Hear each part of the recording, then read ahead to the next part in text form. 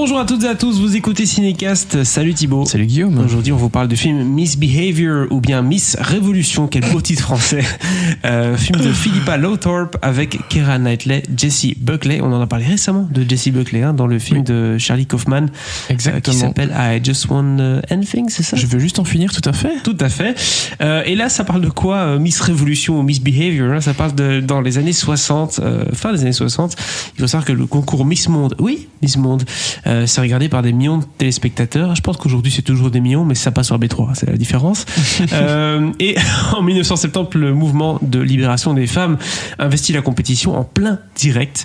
Et c'était une intervention qui va vachement perturber le cours de l'histoire, et en tout cas l'histoire de Miss Monde. Je propose qu'on s'écoute un extrait de la bande-annonce. Last year, 100 million people tuned in live to Miss World. More viewers than for the moon landings or the World Cup final. Beautiful, darling. Mum, don't. You and your sisters used to love playing Miss World. We also like to eat our own snot. We really believe beauty isn't just skin deep. The girls also have charm, grace, good deportment. Swimsuits. Miss World rehearsals are underway. Alphabetical order, come on. Yugoslavia. What are you doing up here? That's A. Alors Thibaut, parler de Miss Monde et amener une piqûre d'élan féministe dans ce concours qui est quand même un concours de femmes en bikini, ça peut du coup donner quelque chose d'assez plaisant, surtout que ça m'a l'air d'être un casting assez british, assez engagé. Oui, bah c'est tout. Mais non, mais tu vois, même l'affiche, les gens ils font des têtes, tu vois, genre en mode les petits rires un peu sarcastiques. Tu te dis, c'est quoi ce truc? C'est une comédie? C'est un peu british, c'est un peu engagé, mais c'est un peu inoffensif, quoi. C'est-à-dire que on est effectivement dans la fin des années 60, en plein apartheid notamment. Et en pleine ségrégation raciale aux États-Unis aussi. Autant dire qu'au concours Miss Monde, c'était quand même très white power jusqu'à ce moment-là. Hein. Mais les consciences s'éveillent un petit peu, petit à petit. Les militants sont là pour dire que c'est quand même pas très très normal tout ça. Oui, il y a une vérifie en Guadeloupe aussi, donc c'est pas... Exactement. Et donc, après, la Guadeloupe, c'est la France, hein, je te rappelle. Donc forcément... Oui, il faut y les mollo. Hein. On est quand même dans une époque qui commencer. C'est encore une blanche qui représente la France à ce moment-là. Même en Guadeloupe. Je pense bien. Mais dans les pays latins, des Caraïbes notamment, ça commence petit à petit. Mais le gros sujet du moment, c'est l'apartheid en Afrique du Sud. Et l'Afrique du Sud, qu'est-ce qu'elle veut envoyer? Deux candidates en fait, une noire et une blanche. Genre, allez hop, emballer c'est peser, on fait une tentative de bonne figure. On fait bugger le système. On fait ouais. Et donc voilà, ils vont se passer pas mal de choses. Je vais pas, en même temps c'est historique, donc mais je pense pas que tout le monde connaisse super bien l'historique du concours Miss Monde. Moi honnêtement je savais pas trop. On a nos limites quand même. Mais je vais quand même pas dire qui a remporté le concours cette année-là. Je suis pas capable de dire qui est Miss Monde aujourd'hui. Aucune Miss idée. Belgique non plus d'ailleurs. Moi non plus. Elle fera des pubs pour des Vérandas dans 4 ans, mais c'est... Oui, elle va devenir speakerine sur RTL. Et sortir extra maille. Ok, continue. Certes. Mais donc évidemment d'un point de vue, cela dit, c'est malin ça en fait. Ils l'ont mis sur le poster. Donc c'est évidemment une femme de couleur qui va remporter le concours. Autant dire que c'était... C'est un peu con, c'est la fin du film, sérieux?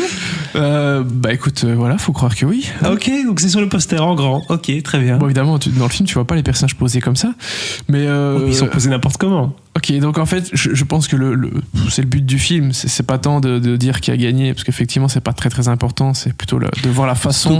Surtout que c'est une histoire vraie, donc tout le monde est censé savoir, tu vois ce que je veux dire, hein. Oui, plus ou moins. Mais donc voilà, ils essayent de montrer, de parler de la question raciale, de la ségrégation, du racisme, de la poussée féministe, tout simplement parce que il y a tout un groupe de filles duquel notamment Keira Knightley et Jessie Buckley vont faire partie, qui va être contre ce concours et pas juste enfin parce que t'as l'impression de mettre des morceaux de viande en avant, quoi, enfin de montrer les filles comme des bouts de viande. En tout cas, je caricature énormément, mais c'est en partie ce que ces militantes féministes dénoncent. Est-ce nécessaire de mettre des gens en maillot et de coter les gens en fonction de leur esthétique? Voilà, la pression sociétale mise sur les femmes, notamment, chose qui n'a pas beaucoup changé aujourd'hui. Ça change un petit peu, ça évolue, mais globalement, les caricatures, la vision que la société a des femmes. Disons que l'attention portée à Miss Monde est passée au culte Kim Kardashian, quoi. C'est un peu ça le. Oui, mais face à ces poussées féministes s'oppose le fait que on est en train de mettre des femmes de couleur en avant dans le concours aussi.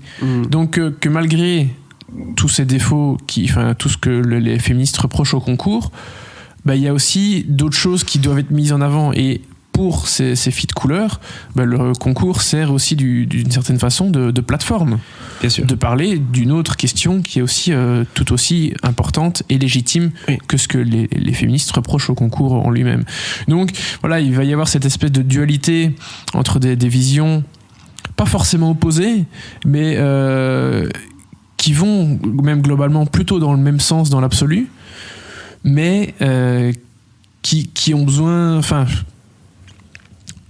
C'est un peu ce que je disais dans la critique de Mainstream que j'ai vu à Venise l'autre fois, c'est cette critique des réseaux sociaux et de l'internet que tu fais, mais sur les plateformes que tu dénonces, tu vois. Mais le concours, j'ai l'impression que le concours ici dans le film, ça sert un peu à ça aussi. Tu vois, en fait, c'est d'un côté, il y a des côtés positifs et des côtés négatifs, et donc c'est un peu compliqué de vraiment être contre. Parce qu'en même temps, il y a des choses pour lesquelles on l'utilise tous les jours, quoi. C'est ça. C'est un peu comme celui qui dit je vais plus sur Facebook, mais qui crée quand même un compte Facebook pour aller dans les groupes étudiants. Tu vois ce que je veux dire? Tu dis tu utilises quand même. Oui, voilà. Je suis pas dans les groupes. Oui, voilà. Mais il y a un peu de ça aussi. Après, du coup, forcément, sur le fond, c'est pas inintéressant, hein, et je trouve que la confrontation des points de vue est même plutôt intéressante. Mais sur la forme, je trouve pas ça très bien fait. Par moments, pas très intéressant non plus. Parce que même dans le groupe des féministes, évidemment, il y a aussi des points de vue qui s'opposent. Hein. Il n'y a pas un effet de groupe global où tout le monde est d'accord et voilà. Mais je trouve pas ça toujours bien amené. Je trouve pas ça toujours très bien joué non plus. Personnellement, j'ai du mal avec Keira Knightley et j'ai un peu du mal avec Jessie Buckley aussi. J'aime beaucoup Goku Mbataro par exemple, ou même Greg Kinnear qui joue Bob Hope. C'est assez drôle parce que Bob Hope c'était quand même un sale type, hein, un bel homme. Oui. Mais voilà, malheureusement, je suis pas très enthousiaste. Moi, il y a un truc qui me rassure un peu dans tes propos, c'est que tu as l'air de dire quand même que c'est nuancé. Donc, c'est-à-dire qu'il y a forcément un propos féministe, c'est clair, mais on se pose aussi des questions sur, comment est-ce qu'on utilise la plateforme pour dénoncer des choses? Qui a cet avis? Est-ce que les avis sont pas à 100% non plus too much? Et ça, c'est pas mal, c'est qu'il y a une discussion, quoi. C'est pas uniquement... pour moi, c'est un peu globalement le seul point vraiment positif du film, bien que on reste quand même fort en surface et c'est un peu ouverture de porte ouverte. Enfin, voilà. Ouverture de porte ouverte. Je dis c'est un peu comme un flamand. Ouverture de porte ouverte. C'est tu mets une cale sur la porte, c'est ça que tu veux dire. Okay. Donc voilà, malheureusement, ça fonctionne pas plus que ça. Mais voilà, l'intérêt féministe et racial est là, mais c'est pas suffisant. Qu'est-ce que tu lui donnes comme note du coup à ce film? Une petite étoile également. Une petite étoile du coup pour Miss Behavior ou Miss Révolution qui sort donc au cinéma ce mercredi 30 septembre.